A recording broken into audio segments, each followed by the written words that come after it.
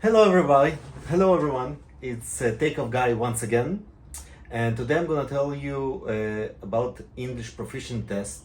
I failed it, and I would like to discuss and open this subject because it's very hard to find information about English proficiency test, especially for the pilots around the world. So short explanation of what happened with me from the previous videos that I did. So first of all, I got months ago my private pilot PPL. So second, congratulations in the comments. And I already took 3 flights. And I decided to go to English proficiency test because I wanted to try and make. I live in Israel. I would like to hop on to Cyprus. So I decided to take the English proficiency test in order to do so. And before we're gonna start, I would like you to ask a question and write in the comments if you know this phrase or this name, empanage. So everybody who knows what is empanage means, if it's a professional pilot, please write that you're a professional pilot, or ATC guys, if you're out there, please write that you know what does it mean. If you don't, you will see probably in the comments the answers. So the reason because I want to do the English proficiency video because I was quite upset due to different reasons that I failed it. Once again, I don't know who is correct or who is to blame, or maybe I deserve it and so on. And nevertheless, it's hard to take failures. And one of the reasons that I want to speak about is the idea of what is accepted in this exam. So who doesn't know, you have 6 stages from 1 to 6. I got a stage 3, and you need a stage 4 in order to have approved rating for international flights. Now the reason why I'm also upset, the last 10 years I'm providing tutorials. I do my own business, of course. English is not it's my second language. And I do also instructions and so on. So it's very hard to understand how come a person whose life, 80% of life is done by English, is not sufficient for the specific ICAO test. Especially I have my RT rating, of course, and I have my already PPL license that I got a month ago. So one of the things that I would like to discuss with you guys is what is the exam looks like, and what's supposed to be achieved in this exam, because it's for the private pilot, at least in Israel, we don't have a lot of information about English proficiency test. We don't have any teachers about it.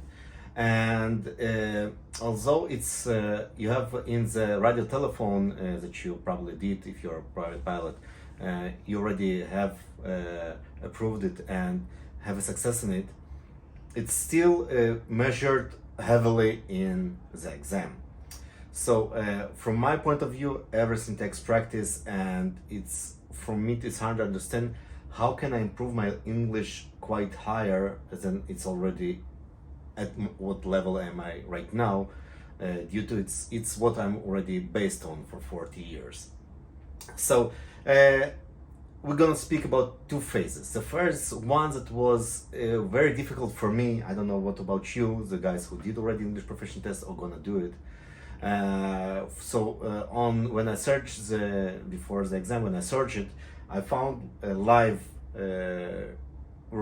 communication that you can hear, and then you have in the exam you can place the correct answers.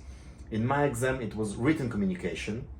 And I have to say, it was built for Airbus and professional pilots. I mean, for people who fly planes 777. So this is the communications that was given in my exam. Now, it's not that I prepared. I understood 90% of that. So I was very upset that 10% is very. There were points that was something that I wasn't able to understand. And I have to say, while I was studying for my PPL for 2 years, I had situations in Hebrew that the ATC tells me what something to do, and I never heard it before. And it's something like I thought it was made up, but after several times you got accustomed to it, and then of course you already understand what they want from you. But the communication in the exam was really for Boeing and Airbus pilots to communicate in different types of levels in their stage of flight. Even at flight level that was spoken about, flight level 350 for a Cessna, it's not something that I'm gonna save for the nearest future. My ceiling is let's say 1200, 500 feet. So it's my ceilings that I will able to fly. And transition areas, once again, I will have it in my short flights. Nevertheless, I'm gonna be prepared for it, and these flights will be something that I won't do first time solo. I'll do it with an instructor, I'll listen, I'll learn, and then I'll do it once again. So the exam on the computer was quite difficult. It only was 20 questions. Nevertheless, the communication to read and understand, it took me it was 3 phases. Each phase it took me almost 10 minutes to just write it down for myself, just to understand the situation the pilots are in.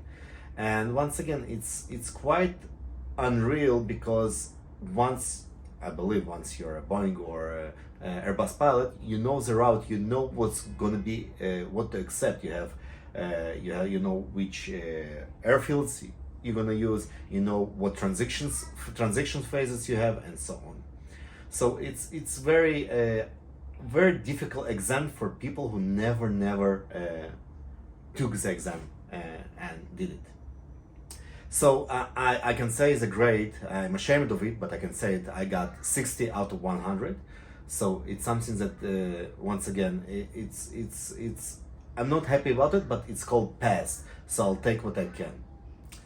So we're not going to talk about the exams that I passed, although as I mentioned before, for you guys, you really need your RT, learn by heart all the situations, and see how you can manage. Write in the comments if you need some assistance, because we have some ideas what and how, maybe for the next video. So I would like to go with you the 3 steps that I was taken to a room with 2 examiners. Both of them, one was English proficiency probably, and the other was acted like an ATC. And I was asked to have 3 things to do. And I saw other videos that do also explanation before each section that say what are the rules. So unfortunately, if I remember correctly, I didn't get the rules, so I'm also upset about that. But so the rules are basically, it's what to accept in every stage of the exam. So the first one was just to tell, they want to hear my English, just to tell about myself, about flying. And I explained, like I started the video before, that I'm already, I have 1 month of my private license. I took my wife, first of all, with me, then I took my parents, and then I did by myself, over the shores of Israel, just to fly, and I want to see what is the feeling to be alone in the cockpit with a private license, and it's quite amazing, guys. So I told the story, and that's it. No remarks, no questions, and we went for the second one. So the second part, they actually showed me a picture, and I was supposed to explain about the picture. You probably saw it for everybody that preparing for this exam, for the English proficiency. So they showed me a picture, as you can see here, a plane crash Cessna, and now you're supposed to tell what you see. So I had several things that I had 3 things that I forgot how it's called. Okay, so I called that the wings are crumbled. So probably it's not correct to say it. I spoke about, there was a different plane, but I spoke about the deployment of my apologies, that's exactly what happened. Deployment of wheels, and I spoke also about the tail, about the vertical and horizontal stabilizer, and it's called fin if you likes, and you have trim and so on. So, and about flap. So I explained the picture more progressively, and was the, of course, the second part of the exam. The third part of the exam was about an interesting scenario. So here is our fourth flight. We're flying from Haifa to Larnaca. You can see the red dot is I'm approaching already. This is a scenario. I'm at 3,000 feet. I'm approaching Larnaca.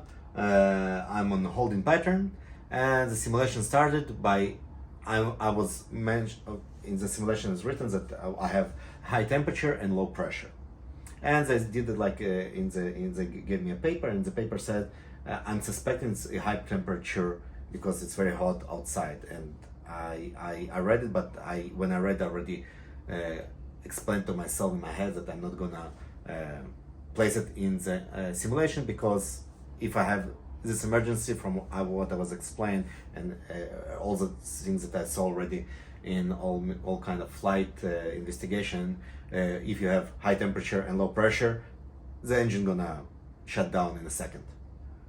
So here I am. So pen. Let's say Charlie Whiskey Romeo. It was 4 X-ray Charlie Whiskey Romeo. I have an engine probability of engine failure. A request direct to Larnaca, the priority direct to Larnaca. So that's exactly how it sounds. Not 100%. That's exactly how it sounds.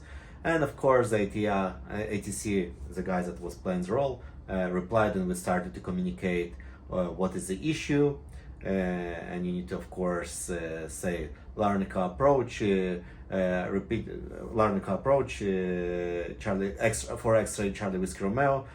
Engine failure due to low pressure. Request emergency descent, for example. Yeah, and until we landed correctly with no issues. I mean, with speaking with the ATC, there was on and off once again, because it's only the third time when I'm making this video. I'm doing it in English, and of course it will take a lot of practice to make it perfect. Nevertheless, hopefully you will decide if you understood what just happened, the situation. If I was to respond correctly, you can provide me with your signs, with your what you would like to give me, 3, 4, 5, or 6. So one of the things I would like to see in the comments after you just listen to me, everyone from any country around the world, please write in the comments 3, 4, 5, or 6. 6 is the top. Usually 6 provided for people who is basically English speakers native. It's usually US, UK, Australia, of course, and 5 usually is who is really professional in the English language, and 4 is, I believe I'm between 4 and 5. Maybe I'm mistaken. I got 3. So it's basically something that is not considered as a pass, and I need to redo this second part again. So I request from all of you, of course, once again, provide with 3, 4, 5, 6. I hope this specific tutorial was showed you what's going to happen in the exam and prepared you a little bit. Let's open a discussion in the comments. I think a lot of people, by the way, this exams that if you even got a 4, if I'm not mistaken, after 3 years you need to do it again. If you got 5 after 6 years, you need to do it again. Only the one who gets 6 doesn't need to do the English proficiency test again. So it was TakeOffGuy. Hopefully this video was amazing for you, and see you in the next video. Until the next time, TakeOffGuy.